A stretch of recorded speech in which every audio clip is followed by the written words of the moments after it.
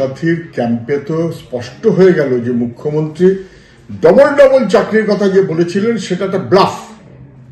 স্পষ্ট হয়ে গেল যে 2 কোটি বেকারের চাকরি দিয়েছেন মুখ্যমন্ত্রী, ওটা একটা ব্লাফ, একটা কমপ্লিট ব্লাফ দিয়ে দিয়ে মিথ্যাচার করতে করতে কার্যত যুবদের কাজের কোনো ব্যবস্থা নেই। আগে তো ছিল কাজ এবং কাজের সাপেক্ষে বেকার ভাতা, বামফ্রন্ট তুলে দিয়ে এখন কোনো কাজ হবে না ভাই, কোনো কাজ জুটবে না ভাই, এই যা দিচ্ছে নিয়ে সন্তুষ্ট হয়ে বাড়ি চলে যাও, এই যে গোছের মনোভাব সরকারের, এটা খুব বিপজ্জনক। এবং সেই কারণেই তৃণমূল বলে দিয়েছে, আচ্ছা বেশ গুটকার পয়সা আপনার 1,500 টাকা লাগবে, এই দেখুন মুখ্যমন্ত্রী দিদি আমাদের দিয়ে দিয়েছে।